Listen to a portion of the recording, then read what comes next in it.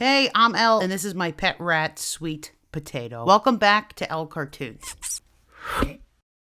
My math teacher in 7th grade had a black hole where her heart was supposed to be. There was something wrong with my middle school, okay? Because every single teacher in that middle school made me cry. And I'm not easily able to cry, but they had a knack for it, man. I feel like they had conferences in the teacher's lounge, like to go over how they're gonna get a new kid to cry that week. All right, Billy didn't cry yet. I heard he had some trauma with Elmo in his past. We should probably do something about that. Bring up Elmo next week, Mrs. K. Get him to cry. We gotta get on this. We've only made Elle and Julie and Josh cry. We gotta pick up the pace. I'm so sorry, Mr. Wallaby. I have not been obedient to you. Mrs. Fernst was probably the worst, honestly. She's the first teacher that's ever made me cry. So my imitation of Mrs. Fernst is not an exaggeration at all.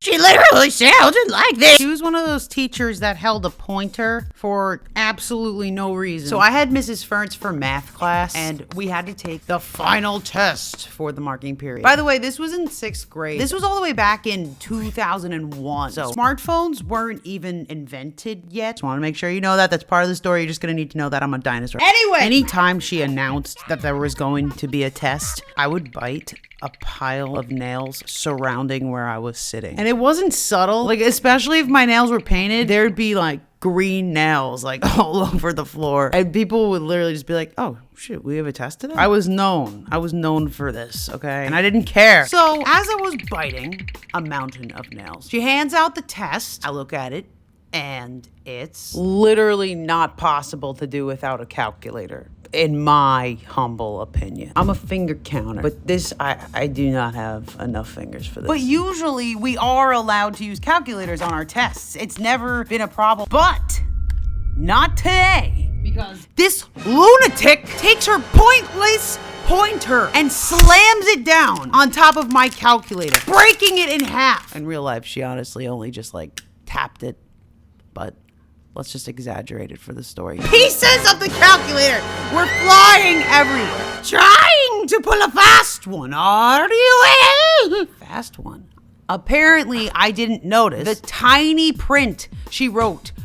We're not allowed to use our calculators. It's possible that maybe when she was explaining that part, I was busy. Anyway, Mrs. Fernst flipped out on me in front of the entire class. What are you gonna do? Count on your fingers, Elle? You're the only one in the class that still uses their fingers. Ew, God, Lord, sorry. When you're a grown-up at a business meeting, what are you going to do? Count on your fingers? No. I could bring a calculator to the business meeting. Oh, please. You think in the future, everyone's just gonna be bringing around calculators everywhere they go? Fast forward to the future. We're all carrying around calculators 24/7 in our freaking pockets. Thanks a lot, lady. You were mean to me for nothing. The second teacher that made me cry goes by the name Mr. Shwarts. Mr. Shwarts did something to me that was pure evil. Well, he did something to the whole class that was pure evil. Mr. Shwarts started every class clearing his throat. That wasn't the evil part, though. That actually has nothing to do with the story. But he did do that every single morning, and it was just really gross. Anyway, so Mr. Schwartz would give a pop quiz every 2 weeks. We'd do the quiz, he'd collect them, grade them on the spot, put all of the tests in order from best grade to worst grade. And then he'd get up and write everyone's grade on the board.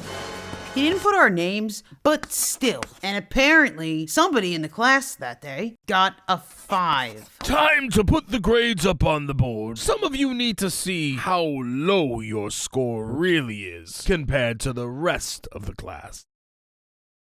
Yeah, this guy would look directly at me. But of course, the psycho wrote all of the grades up on the board, so the whole class is snickering behind his back. What did you get? Which one did you get? Who got the 5? Who got the 5? You know who got the 5? I got the 5. But the whole rest of the class didn't need to know that. Except Mr. Schwartz! On the day I got the 5... Whoa!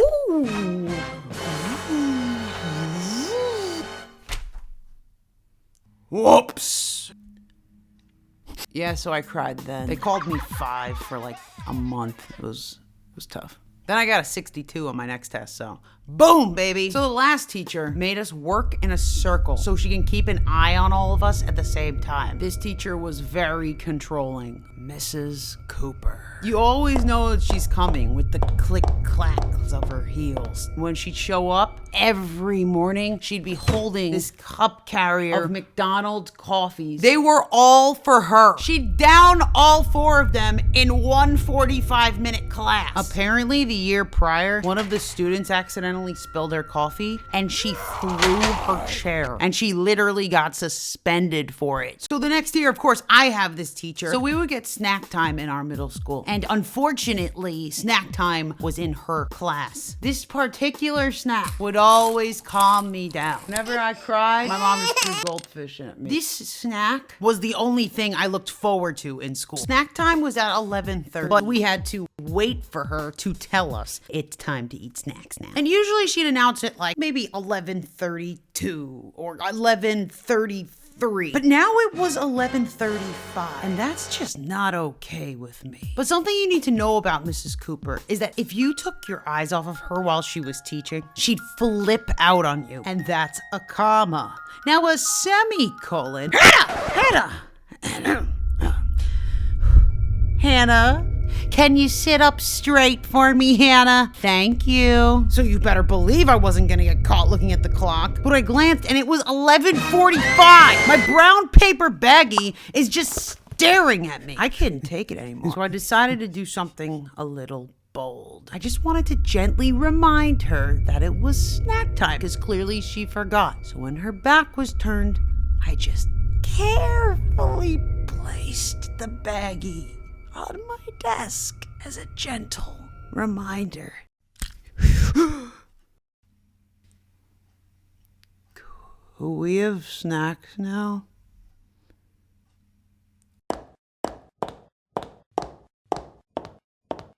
Mrs. Cooper took her hot McDonald's coffee cup and crushed one of my little goldfishies. And she can claim she didn't do it on purpose, but she knows what she did. She goes straight up freaking 2 inches from my face, opens her wide mouth, and just says, "No."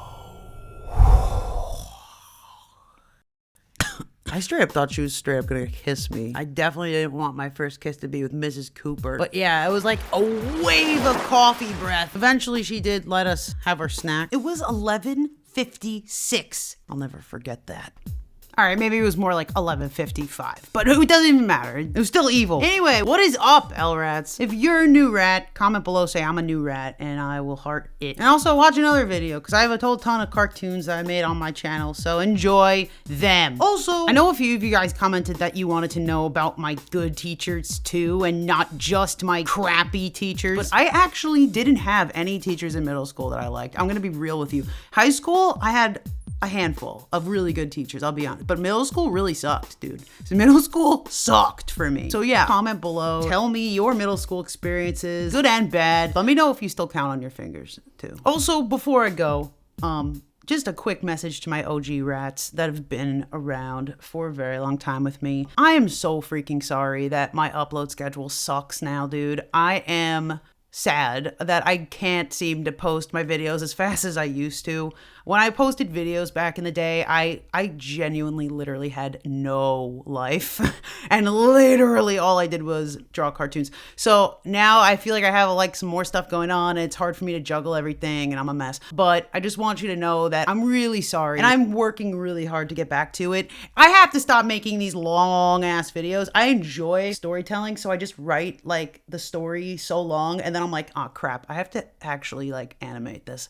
But anyway, if you guys don't mind, I know I've said this before, I am going to make shorter videos. Hope you guys still like them. And yeah, that's all I have to say. Like, I really appreciate all the OG rats that stick with me. I would have never gone through this video without the people that have helped me, who's all linked in the description below. Super special shout out to my friend Yuri Fane, who did all the cool, like really cool shots, like the freaking McDonald's cup that slammed onto the fishies. Dude, that was all Yuri. I'm not that talented. Anyway, thanks, bro. Thank you to everyone involved. This has been the world's longest end card on a storytime animation video I've ever seen. Because you stuck around so long, I am going to show you a squirrel that is obsessed with me, that lives outside of my house, that I feed and won't leave me alone now. And if you are here right now seeing this squirrel video, please comment, "I saw the squirrel," and I will know what you're talking about, and I will love you forever. And one more thing, if you don't follow me on Instagram, you don't know, I made a Kate and Kit channel. And if you want to know more about Kate and Kit, my freaking dream, you can watch my Draw My Life video. I can't wait to post stuff on it. It's gonna be a bunch of shorts. Please go subscribe to it. I would legit freaking hug you virtually. Seriously, please go subscribe to Kate and Kit.